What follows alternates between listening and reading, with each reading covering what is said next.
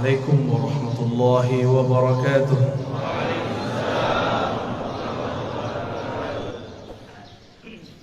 الحمد لله الذي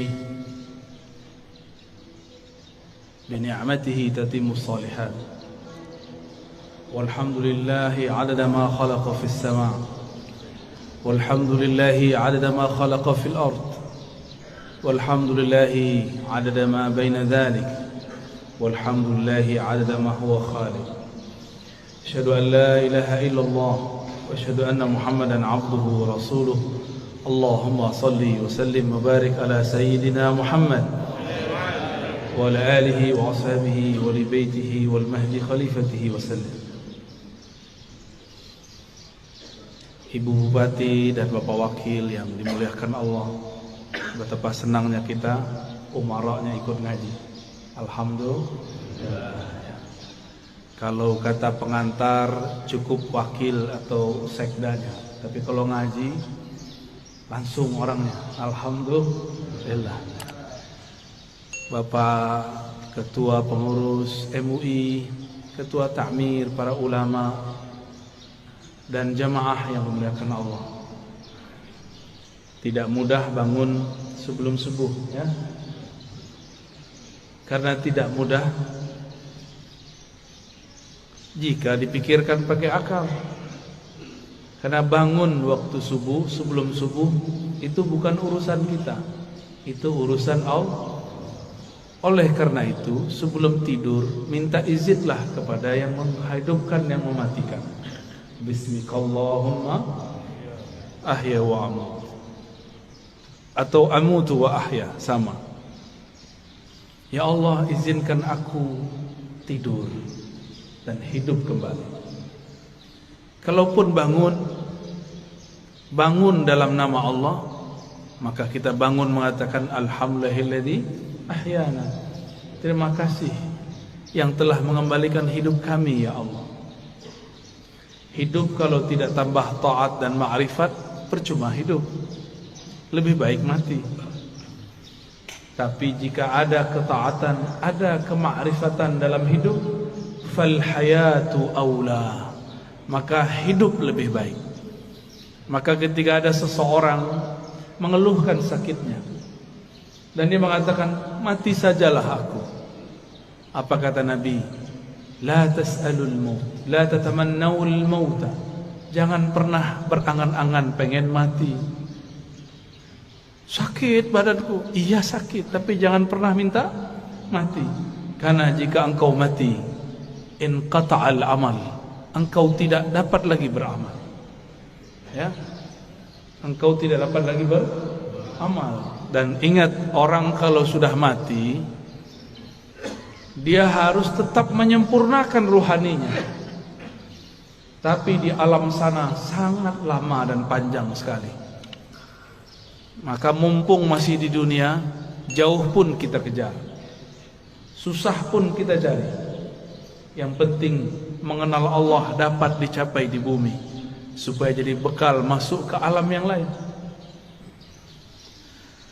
Bapak Ibu yang melekat Allah, kalau pernah keluar negeri atau keluar kota, kalau kita tamu dari yang punya kota, kita disambut, tidak perlu diperiksa, benar gak? Cukup ditandai, oh sianu orangnya. Tapi kalau kita tidak kenal dengan yang punya kota, maka kita diperiksa. Alam ini dicipta karena Allah cinta kepada baginda Rasul sallallahu alaihi wasallam. Jika seseorang kenal Allah, kenal Rasulullah, maka dia masuk ke alam ini hormat kepadanya. Dia masuk ke alam barzakh, yang jaga alam barzakh pun respect kepadanya. Jika dia masuk padang mahsyar, maka yang di padang mahsyar pun melindunginya. Kita mau datang ke satu tempat, kenal penguasanya, dijaga tidak? Dijaga. Yang jadi raja, pemimpin di alam semesta, itulah baginda Rasul sallallahu alaihi wasallam. Beliau bergelar Sayyidul Alamin, penghulu alam semesta. Apabila saya kenal Rasulullah sallallahu alaihi wasallam, maka ketika di alam barzakh Rasulullah lah yang menyambut. Tapi kalau kenalnya baru imam, lumayan. Imam itu nanti yang akan sambut. Kalau kenal Allah, pasti kenal Rasulullah. Tidak ada orang kenal Allah kecuali lewat pintu Rasulullah. Maka ma'rifat mengenal ada dua jalur. Ada ma'rifat Muhammadi, mengenal dengan jalur Nabi Muhammad. Ada ma'rifat Azaziliyah, Iblisiyah. Ada mengenal jalur iblis. Kenal juga, tapi kenal dengan cara yang tidak benar. Allah Subhanahu wa taala mengatakan, "Qul in kuntum tuhibbunallah fattabi'uni." Katakanlah, jika engkau betul cinta kepada Allah, maka ikutilah jalanku. Ikutilah aku.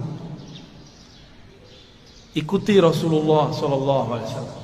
Maka banyaklah kelompok yang mengaku dialah yang paling ikut Rasulullah sallallahu alaihi wasallam.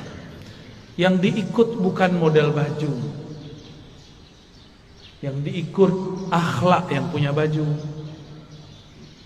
Kalau model baju berubah-ubah per zaman.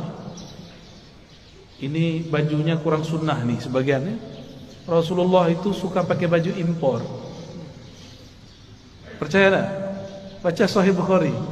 Rasulullah selalu pakai baju dari luar negeri. Dari Bahrain. Beliau tinggal di Madinah. Dari Persia, dari Romawi, dari Yaman, dari Mesir, dari Syam. Selalu memakai pakaian dari luar. Ada yang beliau beli, ada yang dibelikan. Tapi lebih banyak dibelikan orang, ya. Karena setiap kali ada orang datang, kasih beliau sallallahu alaihi wasallam hadiah. Bahkan dalam hadis yang sangat masyhur, ada seseorang memberi hadiah kepada Nabi sallallahu alaihi wasallam.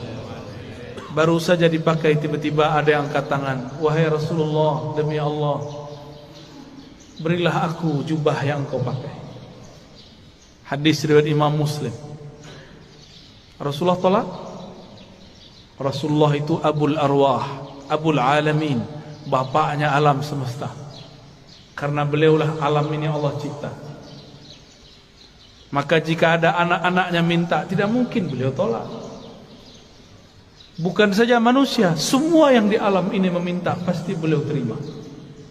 Maka beliau mengatakan, "Baik, diamlah sebentar, biar aku pakai dulu, biar senang dulu yang memberi." Kira-kira begitu kalau dia maknai. Nabi mengatakan, "Diam sejenak, aku pakai dulu." Dipakai sebentar, berpindahlah keharuman beliau sebagian kepada jubah itu. Baru beliau memberikan kepada orang itu. Tapi setelah itu ribut. Sahabat-sahabat marah kepada yang meminta. Tapi apa kata yang meminta? "Tahukah kalian untuk apa aku meminta ini? Aku meminta jubah Rasulullah untuk menjadi kain kafanku jika aku masuk kubur." Jadi beliau ingin dapat bau Rasulullah sallallahu alaihi wasallam. Keharuman Nabi tercium sampai ke langit. Beliau baru lahir, disambut oleh semua malaikat. Beliau lagi main-main, diinteli, disorot oleh malaikat-malaikat. Mereka ingin pastikan, inikah orang yang harum itu? Begitulah kata Jabir ibn Samurah, Anas bin Malik, dan sahabat-sahabat yang lain. Tidaklah Nabi melewati satu tempat, melainkan tempat itu ada harum Rasulullah di sana. Ketika Nabi pergi, harumnya masih tersisa. Sallallahu alaihi wasallam. Itulah sebabnya Imamuna Imam Malik, guru dari imam kita Muhammad bin Idris Asy-Syafi'i, jika beliau masuk kota Madinah, beliau langsung melepaskan sendalnya dan berjalan di bawah, tidak menggunakan kendaraan apapun. Lalu orang-orang bertanya, "Itu raja-raja masih naik kendaraan, kenapa engkau nyengker jalan kaki?" Apa jawaban Imam Malik yang wafat 179 Hijriah? Sudah jauh setelah Rasulullah, tidak bertemu fisik Rasulullah sallallahu alaihi wasallam. Apa kata beliau? Aku malu. Di mana ditaruh wajah Malik? Dia berjalan dengan kakinya yang gagah di atas kendaraannya yang megah, tapi di bawah tanah ada jasad Rasulullah sallallahu alaihi wasallam. Oleh karena itu, Allah muliakan Imam Malik bin Anas dengan memandang Rasulullah setiap kali dia tidur. Ma bittu lailan illa wa ra'aitu an-nabiyya sallallahu alaihi wasallam. Tidaklah aku tidur melainkan aku bermimpi memandang Rasul sallallahu alaihi wasallam. Berdasarkan hadis ini, riwayat-riwayat ini dan kisah Imam Malik, orang-orang semuanya beradab kepada Rasulullah. Satu kali Rasulullah sallallahu alaihi wasallam berganti mimbar. Tadinya bersandar di pohon pelepah atau belahan-belahan pohon kurma. Tiba-tiba ada orang Rum, orang Syam. Mereka baru datang ke Madinah, tapi langsung masuk Islam. Ahli mebel, tahu mebel ya? Dia bisa buat mimbar Rasulullah. Ini termasuk mimbar, ini mimbar namanya. Ini bukan panggung, tapi mimbar cuma kegedean. Ya. Lalu Nabi naiklah ke atas mimbar. Ketika Nabi memulai mau mengajar di atas mimbar, tiba-tiba beliau dan para sahabat mendengarkan suara seperti orang merindu, seperti pengantar dari pembawa acara kita yang sangat merindukan Rasul sallallahu alaihi wasallam. Ternyata suara dilihat tidak ada anak-anak, tidak ada orang-orang, tidak ada siapapun yang menangis. Rasulullah mengerti, maka beliau mengatakan, yang menangis itu pohon kayu yang aku jadikan sandaran. Sekarang aku tinggal karena ada mimbar yang baru. Maka beliau turun sejenak. Itu tiang pohon dielus-elus, hanna hanina. Dia sedang merindu kepada Rasulullah, ditinggal oleh Rasulullah. Maka Nabi ajak dia ngobrol. Kamu pilih bersamaku atau masuk surga?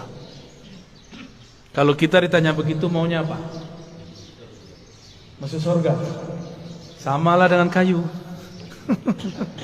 Kata si kayu, masuk surga wahai Rasulullah. Ya, tinggian dikit daripada onta ya. Kalau onta datang kepada Rasulullah ngaku masalah perut, punggungnya sakit, ngadu kepada Rasul, mengadukan perasaan perut dan punggung yang berat. Lain dengan si pohon, dia mengadukan masalah, ingin selalu jadi sandaran Rasul. Nabi kasih kesempatan, bersamaku atau surga? Jawabannya apa? Ya, kalau si pohon jawabnya apa? Kayu bilangnya apa? Surga, karena kayu tidak punya akal. Kalau kayu punya akal, dia akan jawab, bersama engkau wahai Rasulullah. Ya, jadi yang berhati kayu minta surga dia. Ya. Berarti di dalam kayu ada ruh yang merindu. Tidak mungkin kayu bisa nangis jika tidak ada ruh di dalamnya. Maka di sini ada ruh. Ada ruh. Di alam semesta ada ruh. Kalau bahasa kawan-kawan ilmu pengetahuan, ada energi. Di alam semesta ini bertebaran energi-energi yang aktif. Elektromagnetik kata orang, dan itu tarik-menarik. Apa yang membuat dia paling tertarik? Yaitu sosok baginda Rasul sallallahu alaihi wasallam. Atau siapapun yang terhubung kepada Rasulullah sallallahu alaihi wasallam. Maka datanglah seseorang kepada baginda Rasul sallallahu alaihi wasallam, minta izin untuk cium tangan dan kakinya. Ada lagi orang datang karena tidak ada Rasulullah sudah dikubur. Maka datanglah kepada khadam Rasulullah, pelayan Rasulullah, Sayyidina Anas. Orang ini mengatakan, ya Anas, manakah mata yang dulu mata itu memandang Rasulullah? Izinkan aku mengecup matamu. Ada lagi yang datang kepada Jabir, datang kepada sahabat-sahabat lain, mengatakan, manakah tangan yang dulu tangan engkau pernah bersentuhan dengan tangan Rasulullah sallallahu alaihi wasallam? Izinkan aku mengecupnya, memegangnya. Begitu dulu mereka merindukan Rasulullah sallallahu alaihi wasallam yang tidak dapat memegangnya, maka pandanglah siapa yang pernah memandangnya sallallahu alaihi wasallam. Tiadalah mukmin memandang Rasul sallallahu alaihi wasallam kecuali bertambah cintanya. Tiadalah kafir memandang Nabi kecuali bertambah kufurnya. Tiadalah munafik memandang Nabi sallallahu alaihi wasallam kecuali bertambah kemunafikannya. Maka memandang Nabi pun bukan tanda orang itu selamat. Dengan apa dia memandang? Abu Jahal pandang Muhammad bin Abdullah atau Muhammad Rasulullah. Siapa yang dipandang oleh Abu Jahal, Abu Lahab? Muhammad anak saudaraku. Dia tidak pandang Muhammad Rasulullah sallallahu alaihi wasallam. Satu kali Jabir ibn Samurah diajak jalan-jalan oleh Rasulullah sallallahu alaihi wasallam. Sampailah di satu tempat. Tiba-tiba ada seorang ibu-ibu membawakan anak kecil, mengatakan, "Wahai Rasulullah, anakku diganggu jin setiap hari." Lalu Nabi cukup pegang dada itu si anak, ditepuk-tepuk. "Wahai musuh Allah, keluarlah. Ya aduwallah, ukhruj." Cuma begitu beliau meruqyah, keluar itu setan. Kalau kita sudah baca Al-Baqarah, sudah khatam, enggak keluar-keluar jinnya. Ya, sahih. Belum baca ayat kursi. Apa yang salah? Bukan ayat kursinya kurang sakti, kau kurang yakin. Ya. Itu masalahnya. Rasulullah SAW sumber keyakinan, maka tidak perlu baca-baca. Beliaulah Al-Quran yang berjalan. Ketika Sayyidah Aisyah mengatakan akhlaknya Rasulullah adalah Quran, berarti Rasulullahnya apa? Jika akhlaknya Quran, sifatnya apa? Jika akhlaknya Quran, namanya apa? Jika akhlaknya Quran, zatnya apa? Yang punya akhlak itu dirinya siapa? Tentulah ia hakikat dari Al-Quran itu sendiri. Maka jika Rasulullah meruqyah orang cukup sentuh hilang. Kita sudah hembus 10 kali enggak hilang-hilang, karena merasa pintar, ya? Tidak melalui Rasulullah sallallahu alaihi wasallam. Dulu ada makhluk paling hebat di langit dan kemudian menjadi penguasa surga.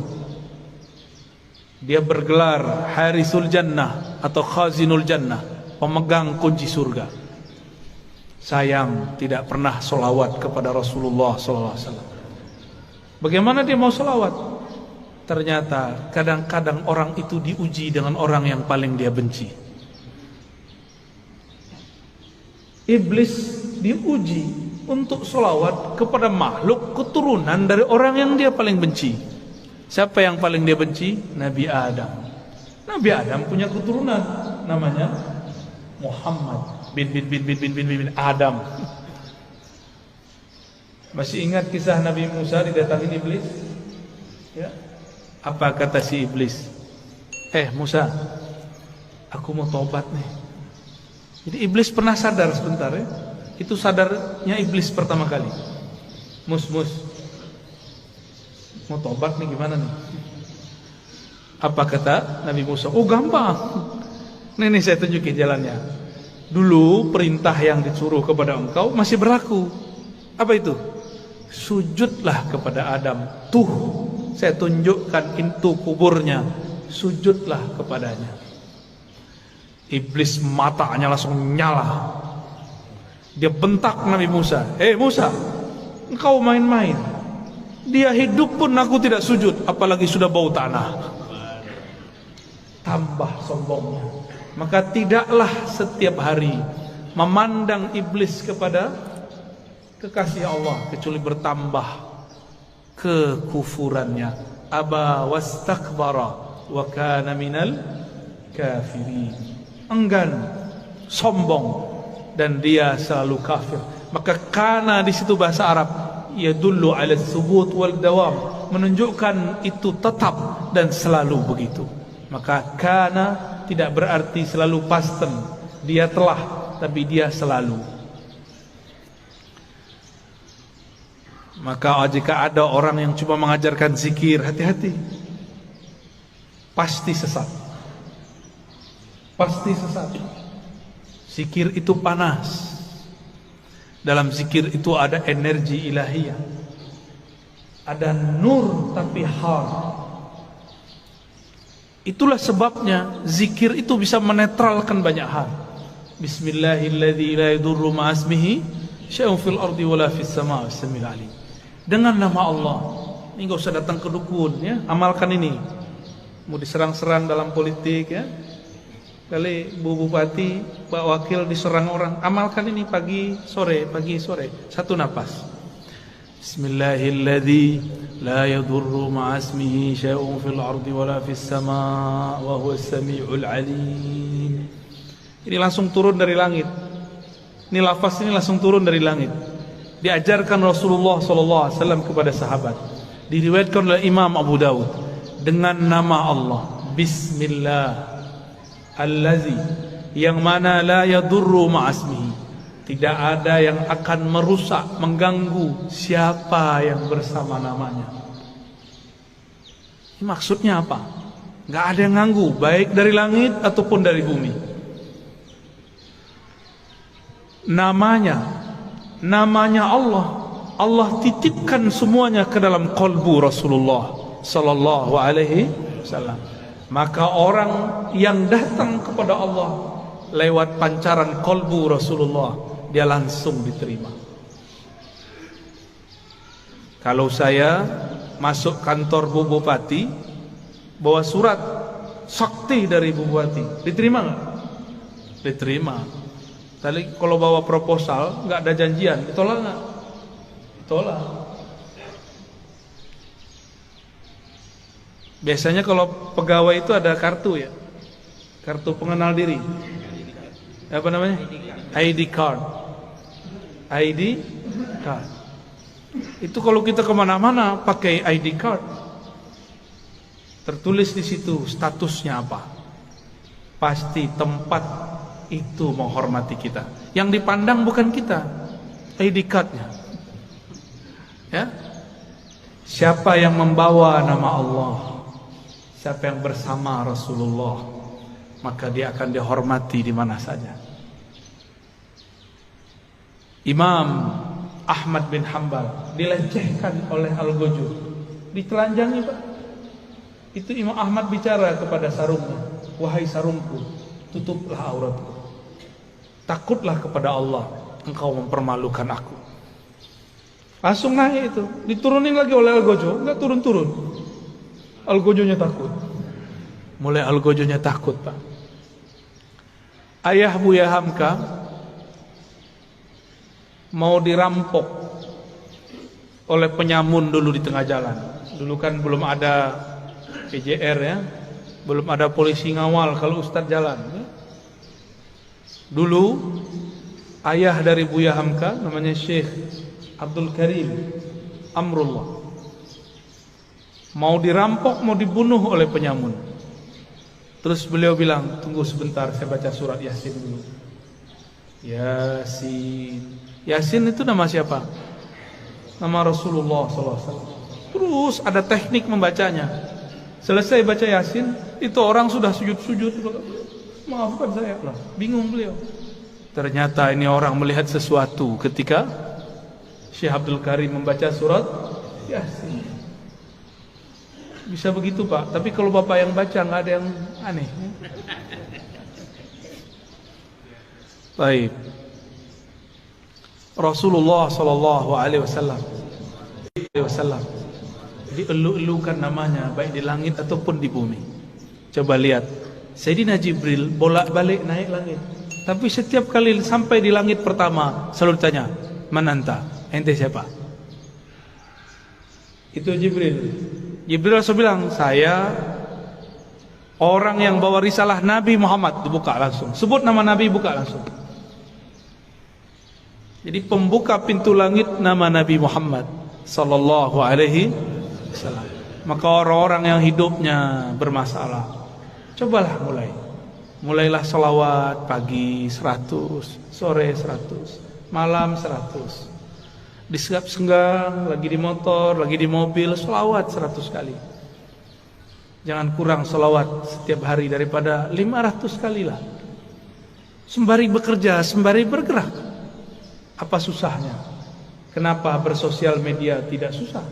Tapi bersosial media dengan Rasulullah susah. Kenapa kita mau jemput rezeki? Pada rezeki itu ada berkah Nabi sallallahu alaihi wasallam. Rezeki terbesar umat adalah lahirnya Rasulullah sallallahu alaihi wasallam.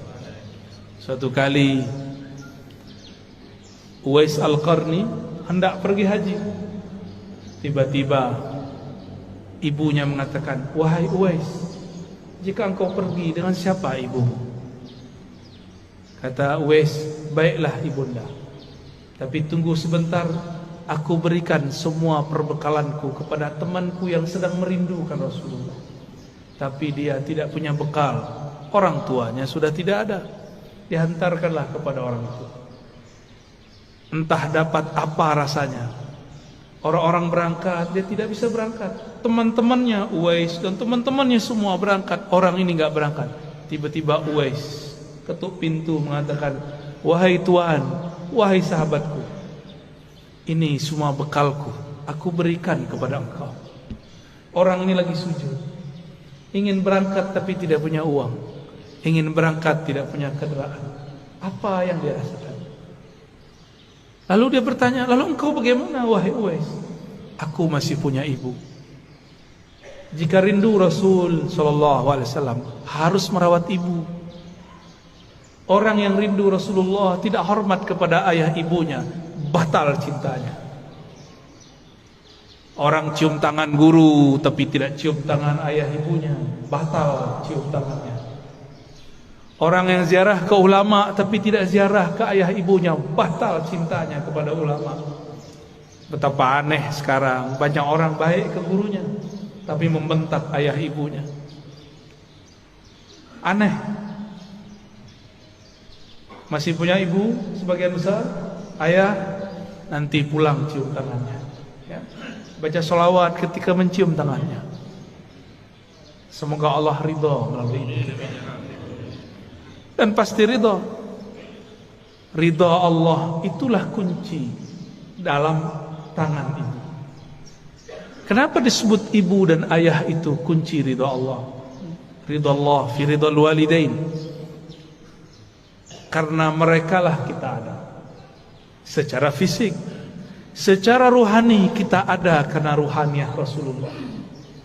Maka Rasulullah, Nur Muhammad, ruhnya disebut Ahmad, disebut Ummul Arwah, induknya semua ruh. Muhammad, nurnya disebut Abul Arwah, bapaknya semua ruh. Ini cuma istilah, bahwa segala satu bersumber darinya. Inilah yang sering kita katakan ketika Allah menciptakan alam semesta. Apa yang Allah lakukan pada alam? Allah menciptakan alam ini supaya alam ini sempurna dengan menyembahnya. Allah tetap sempurna tanpa disembah alam. Allah ciptakan alam supaya alam itu sempurna dengan menyembahnya. Disebut dalam Quran liya'budun, untuk menyembahku. Siapakah yang paling sempurna menyembah Allah? Rasulullah SAW. Siapakah yang paling kenal Allah? Rasulullah SAW. Maka yang dimaksud dalam ayat ini, tidaklah aku ciptakan jin dan manusia illa liya'budun, kecuali untuk menyembahku sebenar-benar menyembah, mengenalku benar-benar mengenal. Itulah sosok Rasulullah sallallahu alaihi wasallam. Jadi ayat ini berbicara tentang Rasulullah sallallahu alaihi wasallam. Jadi jika ada orang mengatakan tidak usah buat maulid, tidak usah buat zikir-zikir, gak usah buat zikir jamaah, gak usah buat manaqib, tugas kita ibadah. Ya itu ibadah. Dan ibadah yang paling tinggi adalah as-salawat ala nabi sallallahu alaihi wasallam. Ini saya ulang-ulang ya, supaya masuk ke alam sadar kita dan alam bawah sadar kita. Allah sholat nggak? Allah sholat nggak? Allah tadi sholat subuh nggak? Nggak. Saya ulang yang kenceng dong. Allah sholat nggak? Allah haji nggak? Allah puasa nggak? Allah sedekah nggak? Tapi Allah bersalat. Innallaha malaikatahu shalluna 'alan nabi. Jadi sebelum ada salatnya kita, Allah sudah salawat kepada Nabi. Sebelum ada zikir, baca Quran, ngaji kita, belum ada thariqat kita, belum ada mazhab kita, belum ada manhaj kita, belum ada. Allah sudah bersalawat. Maka ciri-ciri musuh Allah, dia benci orang salawat. Meskipun sorbannya 7 kali lilit, meskipun jenggotnya sepanjang tali apa? Tali rapia. Bapak kayaknya kesal banget orang itu ya. Korban sepertinya ini ya. Nggak ngaruh ya. Tidak ngaruh, tidak berpengaruh. Bapak Ibu yang melakukan Allah, karena salawat itu adalah fiilnya Allah. Salawat itu apa? Apa arti fiil? Kerjanya Allah. Dengan salawat itulah Allah menciptakan alam. Salawat itu artinya cinta dan kasih sayang. Maka kalau kita salawat, Allahumma salli ala sayyidina Muhammad, apa artinya? Ya Allah, sampaikan cinta, salam, kasih sayang kepada baginda Nabi Muhammad. Jadi salawat itu jangan pakai terjemahan biasa. Ya Allah beri salawat ke Nabi Muhammad. Itu bukan memaknai, itu namanya translate, menterjemah. Bersalawatlah dengan rasa. Bersalawat dengan rasa. Kita mengatakan, ya Allah, baligh salami wa salati ala sayyidina Rasulillah. Sampaikan salamku, rinduku, cintaku kepada Rasulullah sallallahu alaihi wasallam. Kalau sudah cinta, apapun yang disuruh, yang dimintanya, mau enggak? Dulu kita belum kenal orang, ngasih 500 aja susah. Sekarang sudah jadi pasangan, mau dia minta 5M, kalau ada kita kasih. Kalau nggak ada, salawat. Jamaah subuh yang diberkahi Allah,